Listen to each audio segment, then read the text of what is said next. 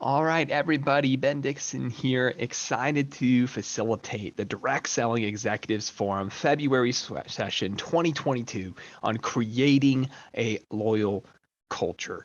In the next few moments, it's going to be my honor and pleasure to introduce you to Travis Garza, who's here on the line with us today.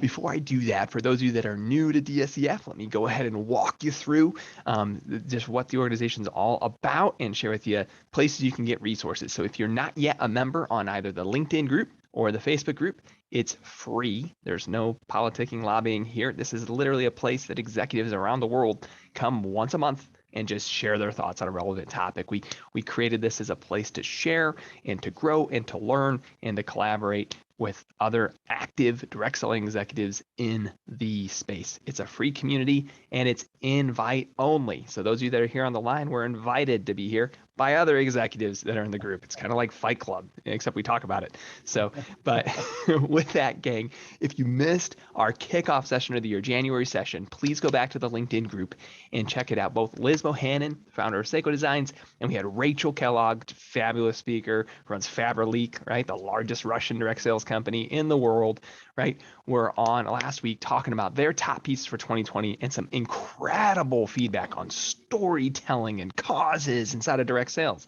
And our two speakers that we're going to be joining Travis are actually going to move their time to March. So we actually have our March speakers already. March 11th, you can put on the calendar. We have Katie Holt Larson, who runs Kyani. Funny, Kyani will come into some of the story of Travis's story today.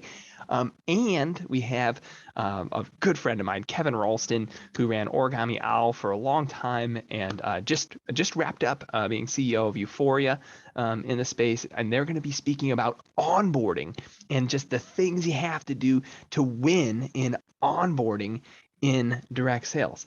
Now, today is all about a loyal culture, and it's a special session because even last year, we only did one session last year of the whole year where we only had a single speaker. And I love these sessions. They're a little bit shorter, but we get to dig in more on some of these questions, and you're not waiting your turn to speak as much as our normal panels.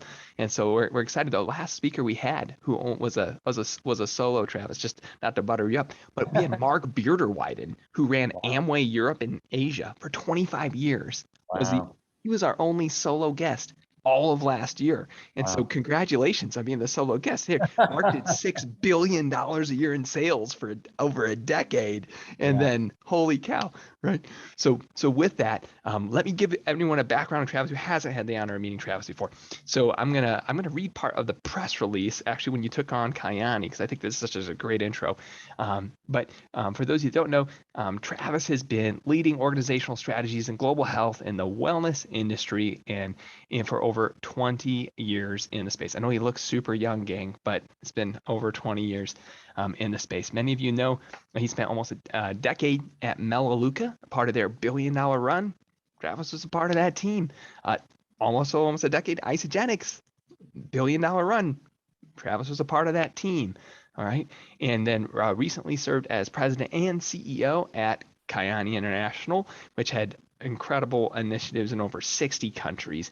But today, Travis is running Plexus as president of sales and marketing. And some of you know, because they're very public about it, Plexus, like just the massive growth that Plexus had in COVID and in 2020. I mean, this is kind of a public thing that's talked about a lot of like what companies just knocked it out of the park when kind of this pandemic thing hit all of us, and then which companies didn't.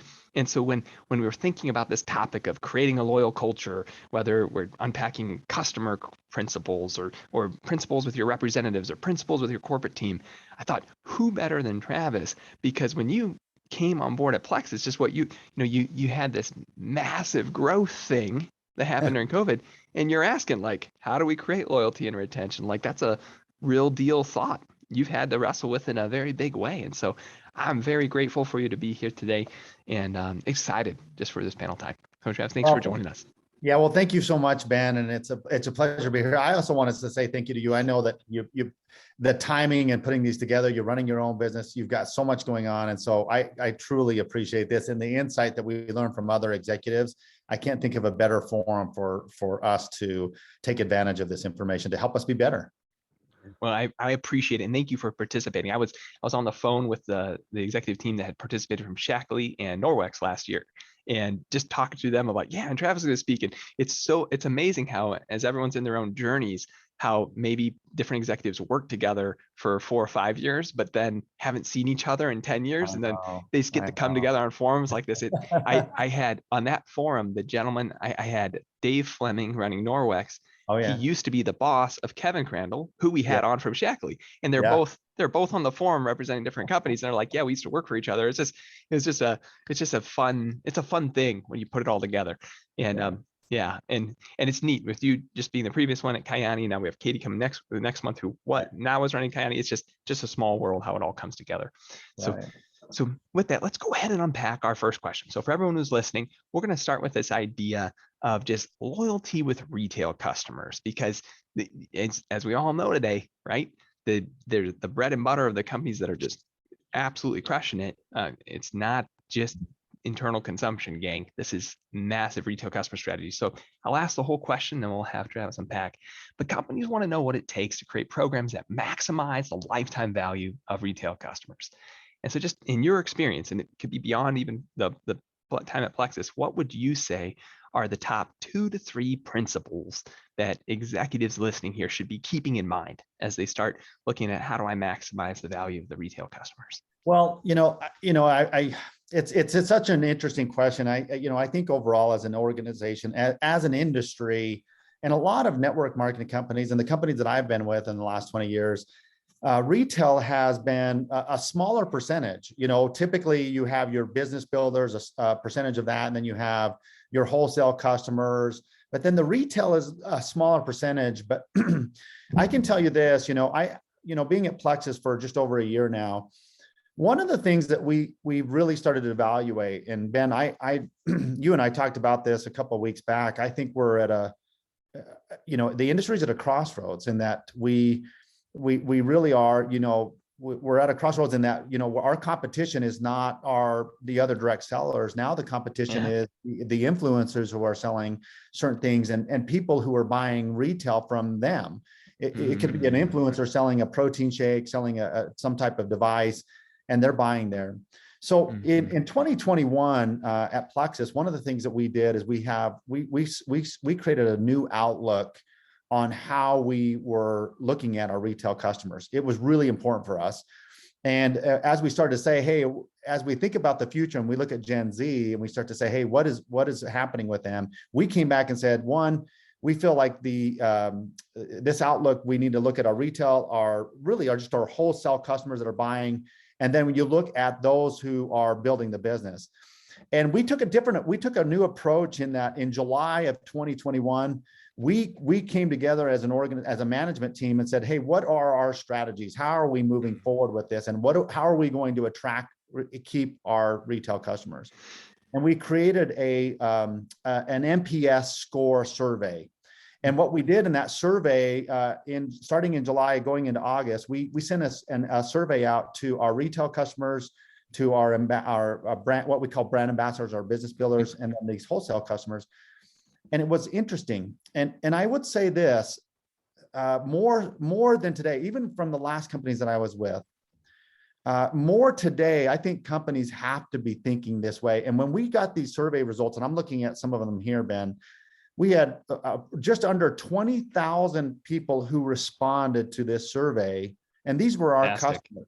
Many of them were retail customers, ambassador, and the business builders. But I would say this, principle number one is we have to understand where they're at. And in this NPS score, what we found, Ben, and it was kind of a punch to the gut, that our retail customers they are not satisfied with the shopping experience. They came back and they were telling us very clearly, as far as navigation through the website, placing an order, the communication, and we looked at all of these scores. So, and we started saying, we knew that we had some challenges, but this really hit us hard to say, we need to make some improvements. So number one would be, are you really aware? Make sure that you're truly aware of where your retail customers are at and where they're at, what they're doing and how they're shopping. one of the strategies that we have, we're looking at it possibly building a new building in the next 2 years. And in one of the segments of our new building, we're creating what we call a digital experience room.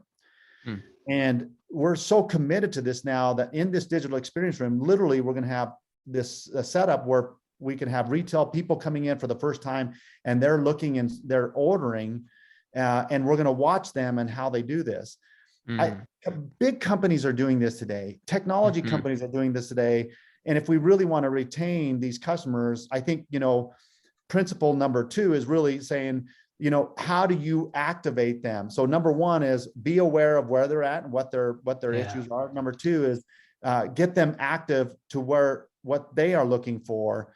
I think this is so important for us. When we did the survey, we really got to step back to say, we really got a pushback to say, hey, we're not quite there. And we believe that the future, as we start to look at this, the retail percentage in our business in Plexus is going to grow. If we do it right with all of our social channels, with all of our online channels, and how we attract them. We're thinking about the unawares versus the awares.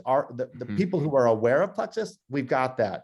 But the unawares is so key. So principle number 1, understand, really, where things are at. Number 2 is really just saying, okay, what are they telling you? And then I would say, principle number 3 is just, really have, your automated communication set up in a way. And you and I talked about this. And I think companies are looking at what is the best digital platform, whether it's a mobile device, it's email, open rates. We're looking at all of that. But what is the platform in which you're communicating to these retail customers? They want it. But I think as an industry, we're a little bit behind. And at Plexus right now, I will tell you that there is a massive effort right now, massive effort. And it is a race right now. It is a race for us to say, hey, in the next 12 months, we have to have some updates, because we can't afford it. The value of a retail customer is growing and growing and growing. And if you don't think it is, I'm telling you, you need to take a look back at your business. Yeah, I love some of these nuggets you're sharing, just for everyone's ears, because so many times we get lost in what we know when we're running a business as an executive, right? So we think of everyone who's on the line, we know what we know, and then we forget what we don't know, and it just doesn't get taken care of until someone wakes us up. And so what Travis is saying is so great, because it's like, when was the last time you watched someone buy from you on your website? I have an exercise with my own staff, our staff in Asia. My wife is Filipino, and some of my staff in Asia is Filipino. And I ask them, I say, who has a tita? Tita means your aunt. And so who has a tita between the ages of 30 and 60? I take the DSA's rule of, our average consumer is someone between the ages of 30 and 60 who's a woman in America. It's 80%. And so I say, who is it? I'm like, do you have a tita that's between the age of 30 and 60? And my staff will say, oh yeah, it's Julie. And I'll say, so when you do your work, I want you to imagine that Tita Julie is the person trying to buy through the website. And they sit there and say, are you sure? They're like, Tita Julie's like 58. And I'm like, yeah, I want you to be keeping her in your mind as you're doing your work. And it's a really important thought of what you're sharing, is many times we forget that some of us on the line in your cultures, right, have robust shopping experiences. You have lots of options, and with options comes complication. And if you watch how someone moves through your experience, simple is better. Yeah, right? It really is. I mean, Ben, it really is. What Travis is saying, huge. And then the second piece, right? You won't know unless you ask. And so, like, how are you gathering this information? And then are you taking action on what it's telling them?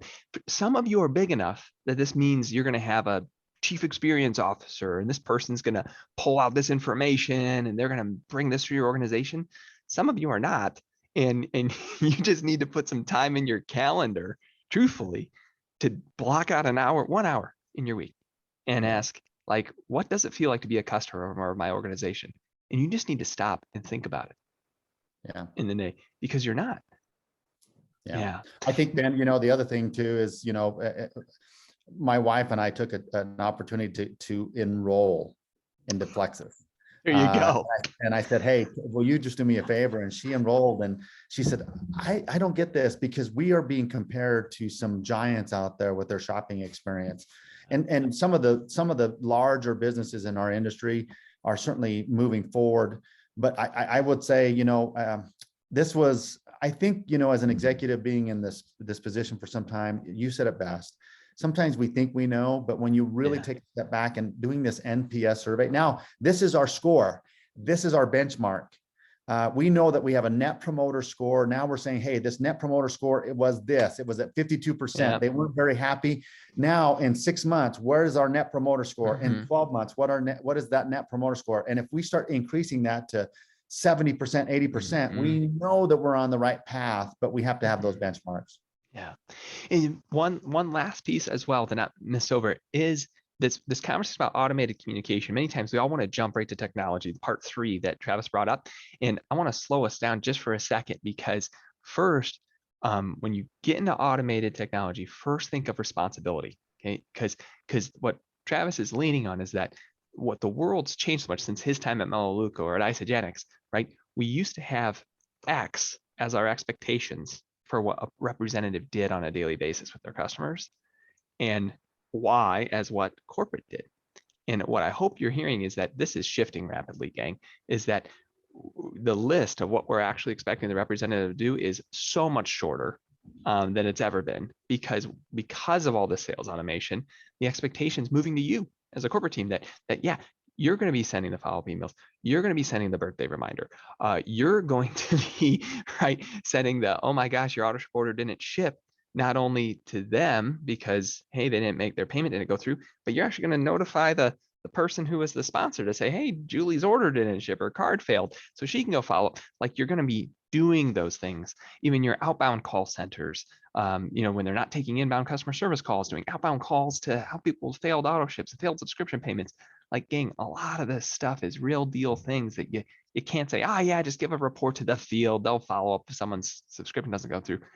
No, your support team, when they're not receiving a call, is making an outbound call on that list of whose subscription didn't go through because their card failed. This is real stuff. Like, don't let Travis's part just skip. Take that extreme ownership position. If you're a Jocko Willink fan and you've read the book, right? I was blessed. Jocko came to Chicago, Travis, right before Christmas. What a Christmas present to me. Yeah. I got me and like 50 business owners got to sit with Jocko for an afternoon here, the author of that book, right?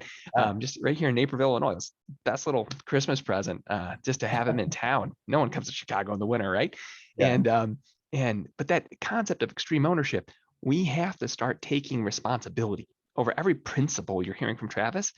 It means this is responsibility for corporate, and you have to decide what that means for your team. Yeah, it really is so important. And Ben, you talk to a lot of executives, and even just from 5 years ago to where we are today, we do need to take that responsibility. Or I will say this, we at Plexus right now, we are taking that responsibility because we know we're seeing the cycle of attrition, and then the cycle of where people are buying. And how they're buying, the millennials, but the Gen Zs are changing everything even more.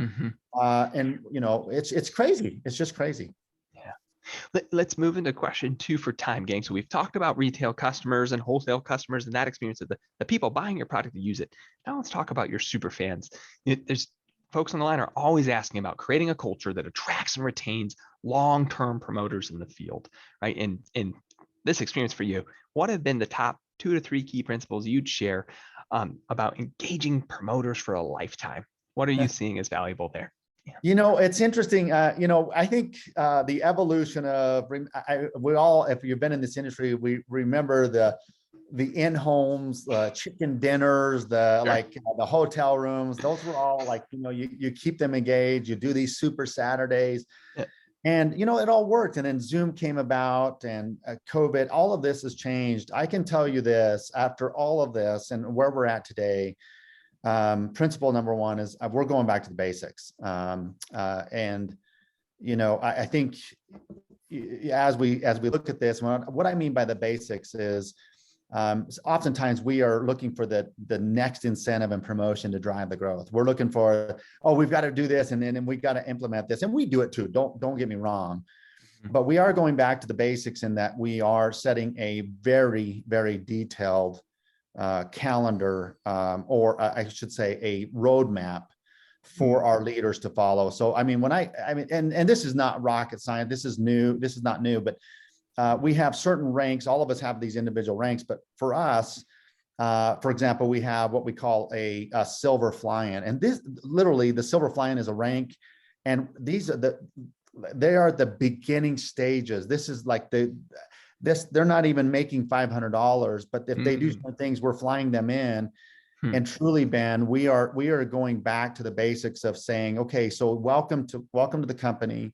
We're going to sit down with them, talk with them about certain aspects of the business and the business today, because network marketing, the direct sales, the way that they might have heard about it has changed so much in the last 2 or 3 years. We're going to go back and teach them. And then we've got it to where the roadmap is a specific roadmap on certain ranks. What we found out, Ben, was that at a specific rank, the percentage of people that were getting to this rank was pretty good. What we were finding is the data was telling us that their drop off, and why they were dropping off based on the data. We went back and said, okay, we're going to create some other pieces to this, and going back to the basics. We are doing more training, not just online. We're doing more training where we're flying people in that are going. These are our promoters. These are our loyal and business builders, our loyal customers to the business, and we have that roadmap there. With that, in that training, we are taking a moment to drive some architecture on what they're hearing at each of those moments with their customer base. So let me take a moment here. So step number 2 is, 1, create a roadmap for your top business builders all the way through. And we're bringing them in to Scottsdale and having those conversations. I mean, it's going to cost some money, but we're going back to the basics. Yeah, that's a serious investment, but it's relationship though. It's like, hey, these guys care. They know my name. We're getting together. And step number 2, within those trainings, we are asking them to train us. So what we're doing is we're finding out. So step number 2 is understand your business, your top producers, your avid customers, or avid raving fans, to tell us what they're going through. And so what we're doing is we're doing almost like a net promoter score within them to say, what are the top 3 things that they're hearing from their teams? And we actually go back to that and say, okay, now we're writing it down to say, hey, here's what we're hearing from them. And then we're sitting down with our digital team, we're sitting down with our marketing team, we're sitting down with our sales team, and going back to this. Now, this isn't we've just started this. We started this in 2021. We're really implementing it in 2022. And what we're finding is that, now it's helping them understand, here's what I need to know. Here's my calendar. It's predictability. You said it before, it's simple and they understand it. So now what we're trying to say is we're going back to the basics. They know with predictability, hey, I know I'm going to be here. I know I'm going to be here. I know I'm going to be here. It's going back to the basics. But in that, we're going back and we're learning, we're taking the time in these to understand where their customers are at and what their promoter scores are. From mobile apps to digital to website, we have to use this time to get better. John, you brought up to such an interesting example there, because many of the folks on the line are not paying to fly in, silvers into their program. How do you decide on like, okay, that was enough activity from this person? Like, they're not making $500 a month yet. So how do you decide, like, oh, they raised their hand enough that I'm going to go invest in that relationship as a corporate team? Like, what was that decision like for you? Just because I know a lot of them are going to ask that for themselves. They're like, man, how would you decide the right rank to go make that kind of investment? Well, I mean, they have we do put some stipulations that they have to hit a rank, and then they have to show some activity. So whether it's participating in a training, whether it's and now we're getting into the point where we're asking them to participate in training for product education. So it's not just this business building activity. I know a lot of times we say, well, if they enroll this many people, then we'll allow them. That is great. But what we're going back to is saying, hey, listen, not only did you hit this rank, if you hold it for a certain amount of time, go through these trainings, so that we got to get them really in it, where they're watching product training, they're watching certain things, and we're saying, listen, that person is coming. And so we do, we're putting some budgetary dollars, and we're evaluating it. In the early months that we've implemented this, what we're seeing is that, again, everything is measured. Everything that we're doing is measured. So what we're seeing is we took a cohort of those people that we brought in, and a cohort of those that are not. And sure enough, we're starting to see what we believe is the data is saying, hey, listen, these guys are moving. Now, for some of these smaller organizations, I've been at some smaller organizations. Yeah, you may not have the budgetary dollars to do that. You may have to start on a Zoom, a training, but that easily could be done. But we have to keep engaging them. And again, what you said before is the communication and how we communicate with them. Yeah. Where before we were relying on the top leaders doing that communication, we're not doing that anymore. Yeah. We can't afford it.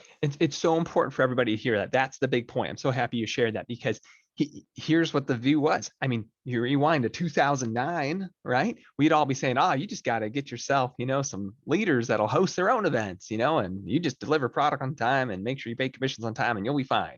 That's not what it is today, gang. Here what Travis is saying is, regardless of your budget to fly in folks at a certain rank, are you spending the time looking at the data and then hopping on Zoom for that personal touch of saying, yeah, you 7 this week qualify. And you have a company with 400 reps if you're here on the line. And you know what? You had 7 people this week that should come on that 2-hour workshop to get some personal attention, to get some relationship time with you or your director of sales. That's valuable. But see who's taking the responsibility there. The corporate team is, right? Yeah. Because once again, it's changing who's responsible for what. It's just powerful pieces. For our I'm gonna say second to last question, because I do have a short bonus question for us. But let's zoom up even more. One of the things I've just been amazed by is the types of people you've recruited, perhaps to be on your team over the years and to be a part of the corporate staff. And so many times, we want people who are going to be here for the long haul. We want A players that are going to be on our corporate team that catch the vision and are a part of it. We don't want they're here for 9 months and they've done that for, their last 6 opportunities, 9 months in and out. We want people who are A players that are going to be long-term staff. And what have you found are just the principles you've seen of not only attracting A players, but then keeping them on the team? What has that been on the inside team? Yeah. As I shared before, Ben, in July, we, as an executive team, we pulled together and we sat down and said, hey, what does it look like in the future? We actually had a consultant come in. We sat down with them and talked with them about, where we would like to go. And we really are taking a self-reflection of where our gaps are at. We did a survey within the company, and one of the survey results that came back, our employees called it the crack in the dam. And we were like, oh, great. And so we listened to this, and the crack in the dam was this, and I experienced this with other companies as well. Mm-hmm. And they were telling us, number one, that we were not making decisions fast enough. And I think a lot of employees and other companies will say, hey, we need to make decisions faster. How do we do this? We don't feel like we have the autonomy. And there were 4 key areas that we really started to think about. And as we did this offsite executive leadership, and these 4 areas were this: 1, the lack of measurable goals. And what I mean by that is, how do we, like an executive team, oftentimes we get in this and we have the goal of, here's our goal for revenue. Here's our goal for our net customer base, our goal for these certain things, our average order basket. But oftentimes these we need to make them simple, measurable goals. And what we were hearing is we weren't providing that as well as we should. So number 1 was lack of measurable goals, or better, clearly defined measurable goals. Number 2 was roles, responsibility, and authority. So whose role is it? Whose responsibility is it? And whose authority is it? And that's where we start to sit back and say, hey, listen, there's some questions going on within our organization where they're saying, well, they're in a meeting. There's 15 people in here. We're having a great meeting. We leave there, but no one knows what the meeting was about and where we're going. And so we really took a step back and say roles, responsibility, and authority. Whose authority is it now to make a decision? What are the action items out of there? Number 3 was really the priorities. What are the priorities that we are working on today? Is it a mobile app? Is it a new website? Is it a new promotion? Is it convention? Is it, whatever that is, what are our priorities? And are we sharing that with the team? And then the 4th and the final one is the changing of priorities. That's what we were getting away is, and I know a lot of companies go through this. I went through this with other companies, but maybe it's more years in this that you're sitting there, okay, we've got to address this. So in July, as an executive team, Ben, we sat down and again, with a consultant, we sat down, what is our strategy moving forward? And what we did is we came back with 3 major strategies that we were going after, which led to outcome measurements. Mm-hmm. And these outcome metrics went into sales, marketing. They went into our digital side of this, as far as e-commerce, the web load speed, everything. And it went into our HR department, everything. We start saying down, okay, how do we do this? So 3 major strategies. The first one of this, and I won't get into this too deep, but the first one was employees. And we created these phases that we were going after, and we started looking at what our future state would look like and what skill set that we would need. And I will tell you this, we're just about to launch into something where we're looking at, agile systems. We're looking at, looking at measurements and how we're doing this, AI.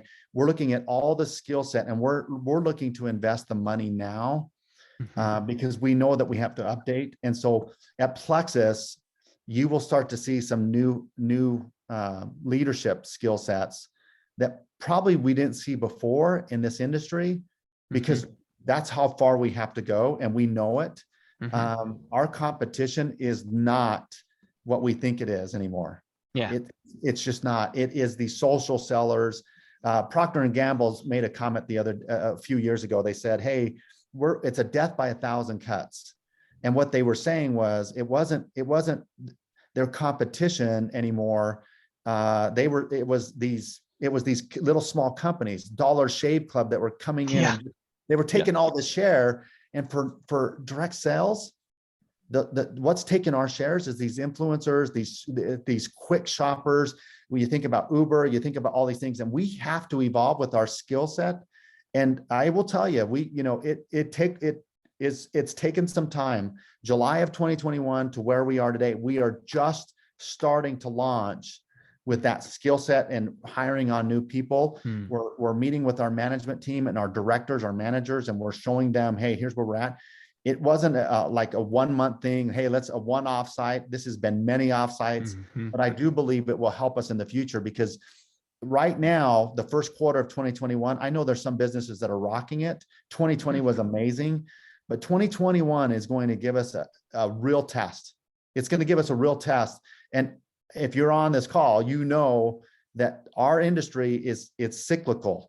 And right now we have to move forward. I have this saying that I stole from, I think, a Coca-Cola executive once, and it said, the decisions and activities that we make during good times will make all the difference in what we do.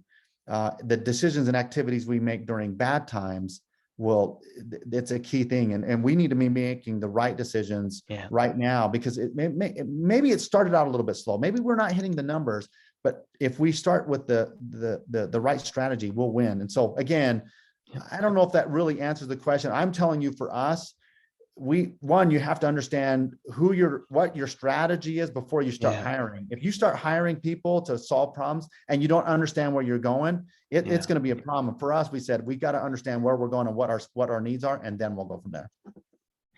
There's some incredible wisdom.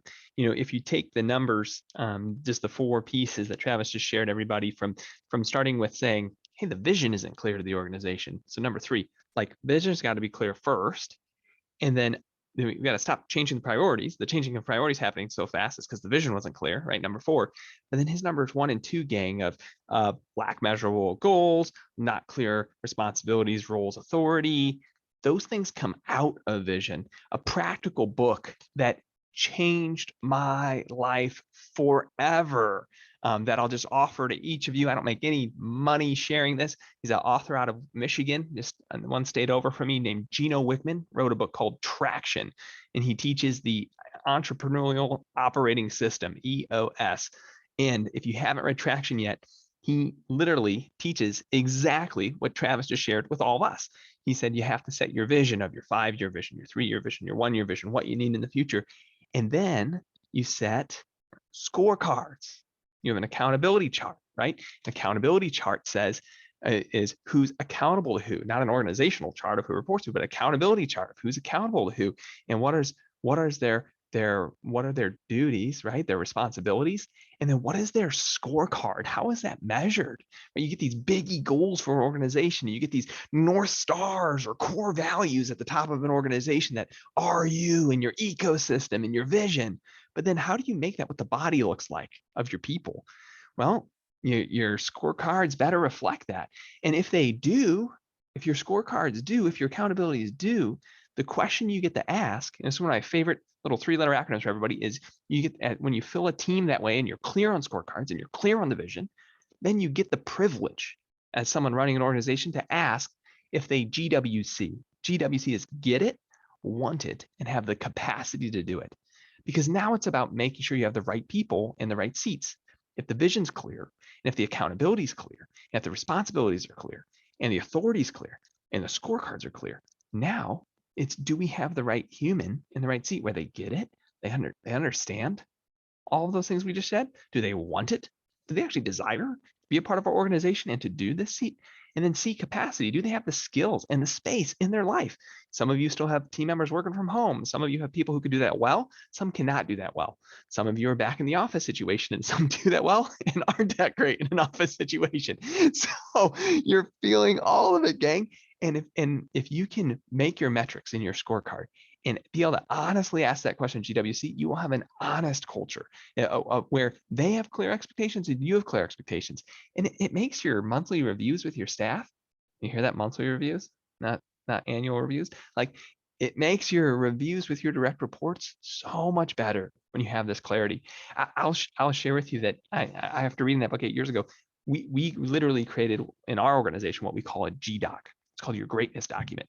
And it is a real-time scorecard. It's in real time of, do you GWC every time they complete a task or a skills assignment or in anything in our culture. It gets recorded by our HR team and people can see their scores in real time. So it's pretty darn interesting in our world because it's just like super transparent of like, is this the right seat for you or is it not? And you would think like, oh, is that weird or is that, they actually love it. Like it's clear. It's like, I know what to do.